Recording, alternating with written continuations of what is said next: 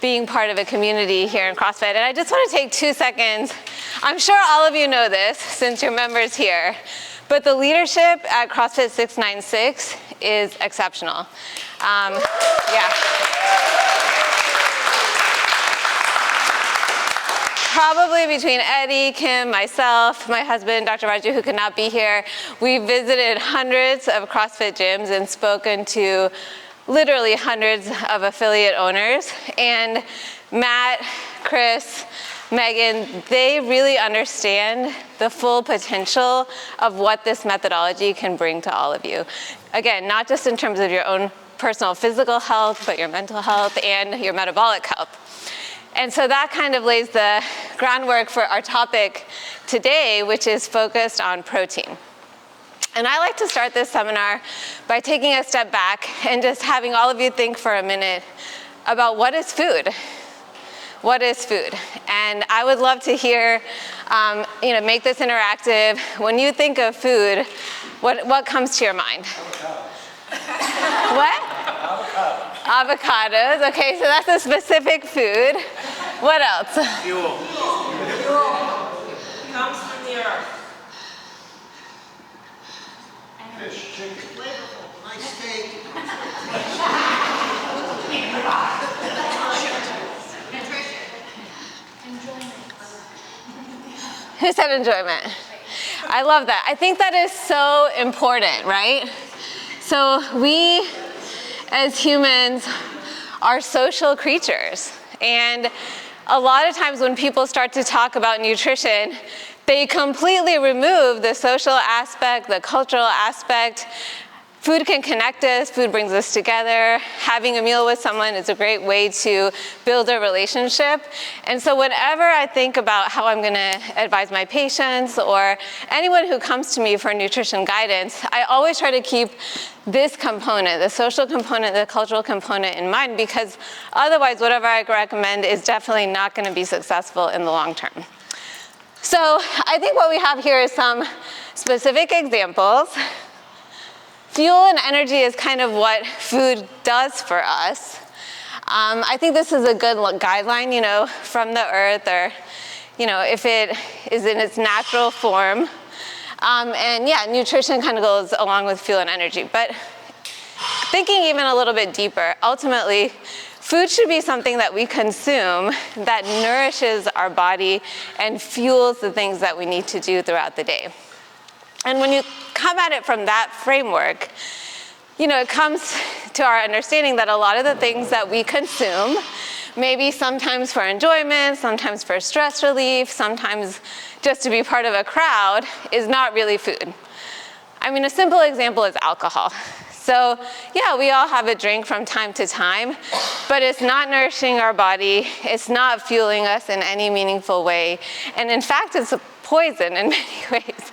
It kills cells and causes damage in various ways to our body. So does it mean we should never have a drink? No. And I'm sure Megan uses the same framework when she's coaching nutrition clients along with all of your nutrition coaches.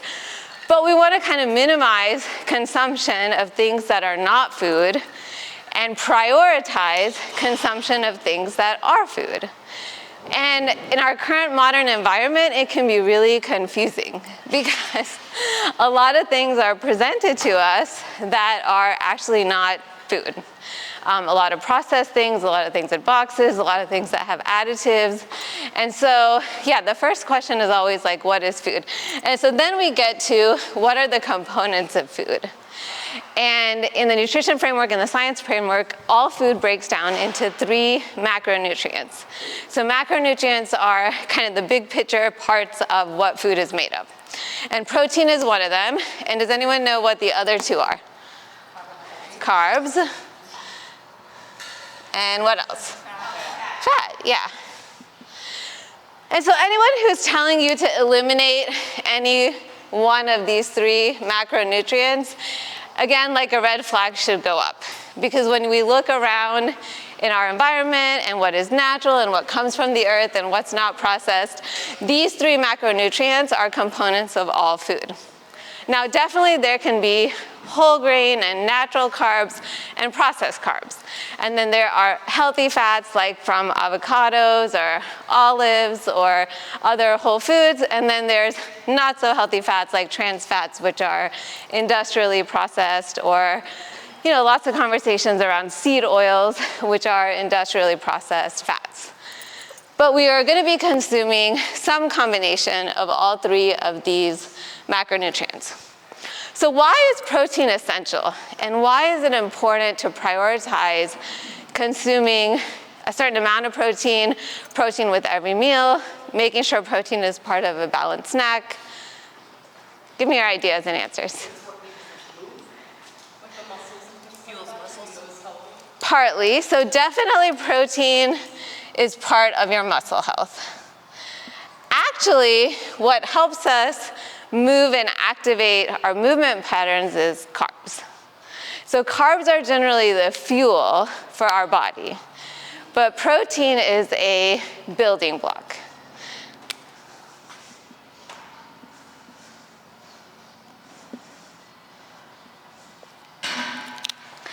What else about protein makes it essential? Brain health. I don't know the chemistry behind it, but amino acids. Yeah, amino acids. So the components of protein, the amino acids, cannot be found in the other macronutrients. So you can't turn a carb into a protein. You can't turn a fat into a protein. You can turn a protein into a carb and a fat into a carb, but you can't go the other way. And that's why, again, it's really important to actually consume protein, because there are essential amino acids that you can't get from any other macronutrient. Questions about that, or is that clear to everyone? I think a lot of people, if you just haven't maybe thought about this or had someone talk to you about it, I think people sometimes assume like, oh, I'll just eat and my body will figure out what I need. And they're not aware that there are certain things your body needs that you just cannot find in white bread. You're not going to find amino acids. And so if your diet is primarily made up of highly processed carbs, you're going to be really deficient in some of the protein components like the amino acids. What happens with too much carbs? Assuming they're all good health. Yeah, so too much food, whether it's carbs, protein, or fat, because again, if you have excess protein or excess fat, ultimately gets broken down into carbs. So too much carbs leads to metabolic dysfunction. And too much calories in general leads to metabolic dysfunction. So that can be diabetes, hyperlipidemia, obesity. Too much sugar also contributes to hypertension. So too many calories, excess calories, are going to kind of overload your system. Does that answer your question? Yeah, pretty much. Okay. It kind of turns to fat. It what? If it's not used, it turns to fat. Yeah, so these are really interesting questions to think about. Like, for example, even if I put somebody in a freezer, right? A freezer that's at 20 degrees. Or here in Boston in the winter. It's mostly like a freezer outside. But your body regulates your temperature pretty well between 97.5 and 98.5, unless you're sick or something else is going on, then you might spike a fever. But why is it that we see this obesity epidemic? Why is it that our bodies are not regulating our weight set point to keep it maybe just kind of narrowly between a certain window of weight, the same way we keep our bodies at a window of temperature, or so many other things. If I check your sodium level in the blood, regardless of how much salt you just ate, the sodium level in your blood stays at a certain level. But the obesity crisis is, again, it's really kind of surprising even to a scientist or a clinician, because you would think the body would be better at regulating, maybe make you stop eating, or just kind of have some other mechanism to not start storing everything as fat. So it's a whole complex pathophysiological process, but the root of it is the overconsumption of highly ultra-processed foods. The ultra-processed foods basically turn off your body's own ability to regulate, when you're hungry, how much to eat, And then that kind of leads to, again, the excess weight and adiposity. Alcohol is another one. So there's a few other factors of what you could be consuming. Other questions before I get into what happens with protein deficiency and a little bit more about how essential it is. Okay, so even when we talk about protein, we need to know that not all foods that have protein have the same combination of amino acids. So it's important to have a variety of protein, and this is where like a nutrition coach can be super helpful to make sure that you're getting enough variety in your protein and the right combination of protein throughout the day, that you're getting all the essential amino acids. And this can be particularly important if you have certain food intolerances, or you're vegetarian, or you're not eating all types of omnivorous foods. So particularly with plant-based proteins, they tend to have a certain amino acid profile, and you need to eat them in combination with other foods to get the full amino acid profile in your diet. So somebody mentioned brain health and organ health. So yeah, I mean, truly protein is the building blocks of your entire body. Every single organ has protein, your cells have protein. You need amino acids, like even for your DNA, your mitochondria, as well as your muscles. I mean, we all think about the muscles, but it's every single organ system, and particularly your immune system. So your antibodies, T cells, B cells, everything that fights infection. We need protein to help keep all of those things functioning appropriately, along with a combination of micronutrients, which we're not going to get into so much today, but that's like vitamins and minerals and things like that that help facilitate all those cell interactions. So what happens with protein deficiency? You can be low energy, your muscles are not going to see muscle fatigue. And then over time, what we call sarcopenia, which is loss of the right amount of muscle mass. Let me get a different marker.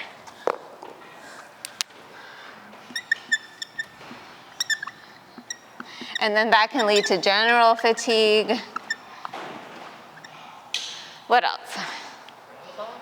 What's that? Brain fog? Yeah, brain fog, like not thinking clearly, generally feeling tired, like nothing is really kind of working optimally.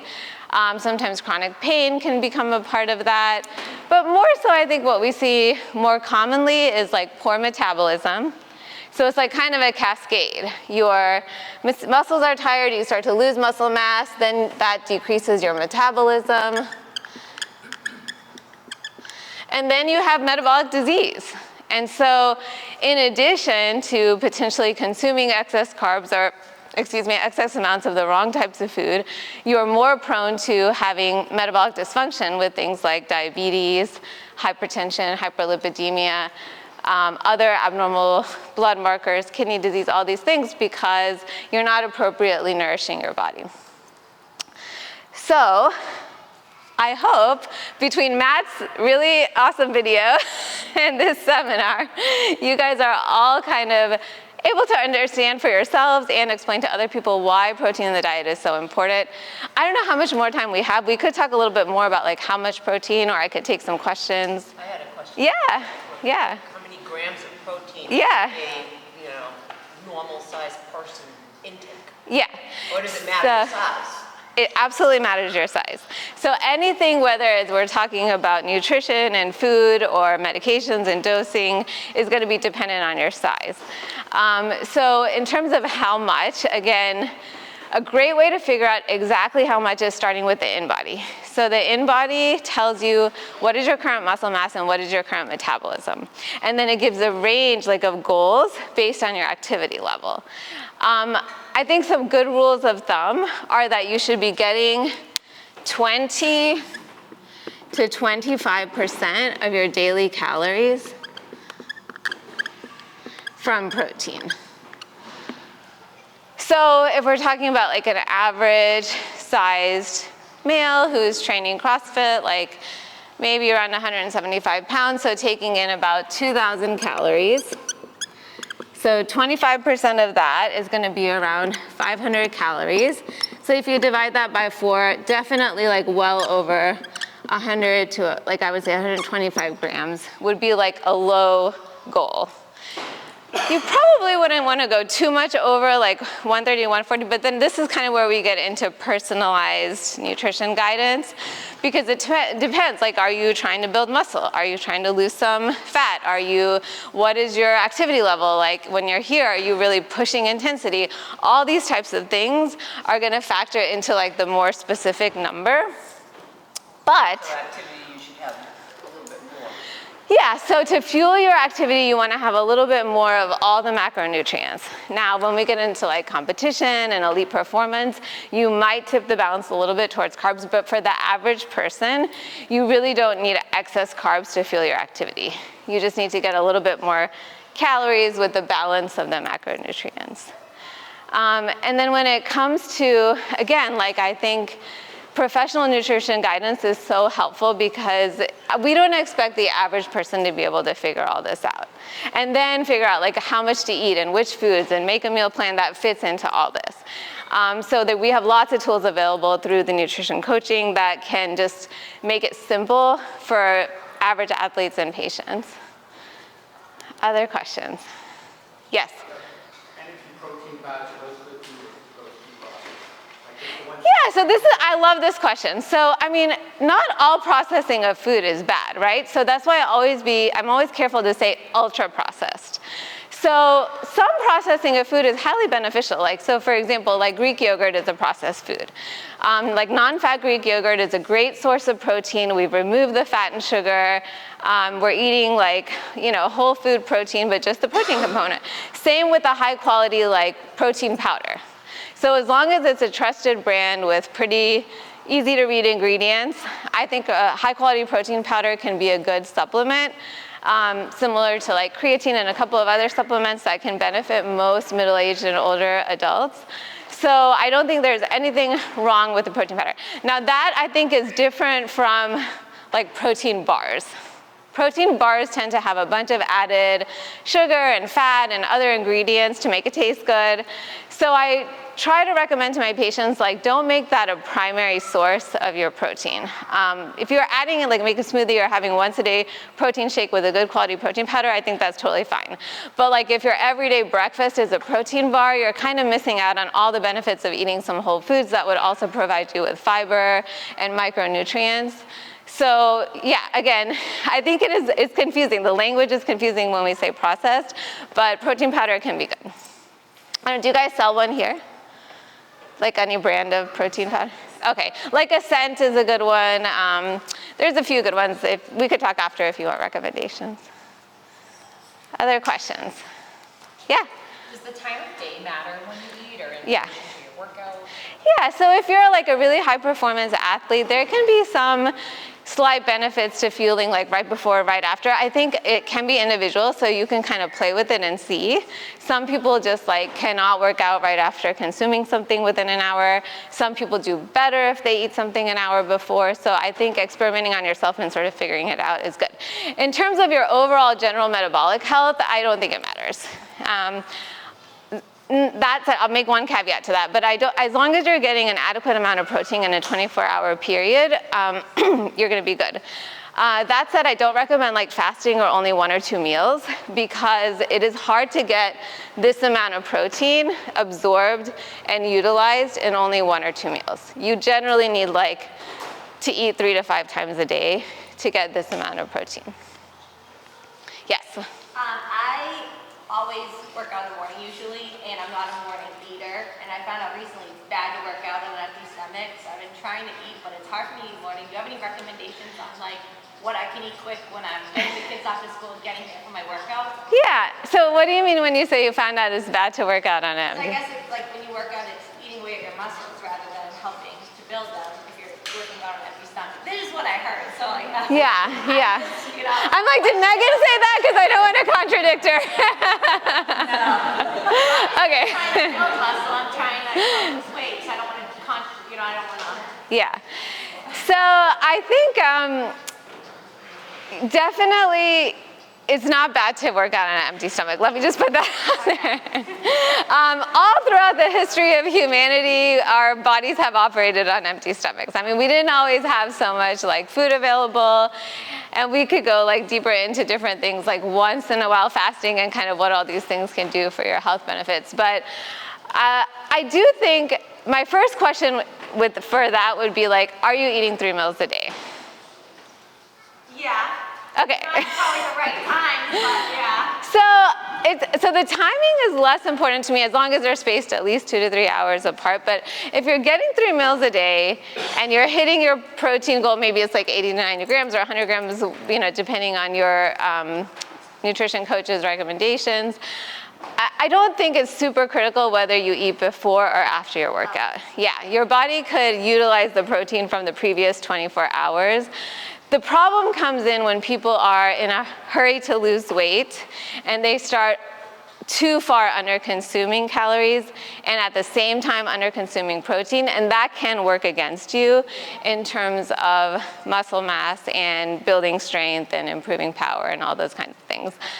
And I think, again, this is where the in-body can be really critical, particularly if you're training in a facility, like in this type of methodology, because sometimes we can be overly focused on the scale. And as we know, muscle weighs more than fat. So, Every day. yeah. So you're gonna notice other changes. Of course, your clothes are gonna fit different. You're going to, but yeah, it's just kind of nice to see the numbers. Because we all respond to numbers, you know, and that can be just part of the journey. Eventually, I want everyone to get a point on their journey when they're not worried about the scale. It takes time, though, and I think having the support of your coaches is like super important, as well as your community. But yeah, you know, I tell my staff this all the time. It's like, I have never met anyone, and I'm waiting to, who eats 3 meals a day, gets adequate protein, 2 to 3 servings of fruits and vegetables with every meal, trains CrossFit 4 to 5 times a week, and does something active on the other days, who struggles with metabolic disease. I have yet to meet someone, including like all my thousands of patients. So if you can just kind of put those pieces in place, but I know it's like simple but not easy. And that's why we like need community, and we need support, and we need guidance. We need to know how to navigate injuries and illness and family things to kind of stay on track with that lifestyle. Yeah, other questions? This has been great. Thank you so much for having us. Yeah, we'll be around for a little longer until we have to catch our flight, but yeah, I hope we're gonna be back, because this year we built something amazing here.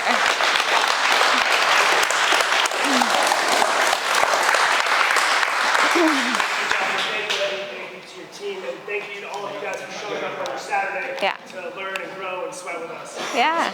Always fun. Enjoy your weekends. If you have any questions, come talk. Great job, you did great.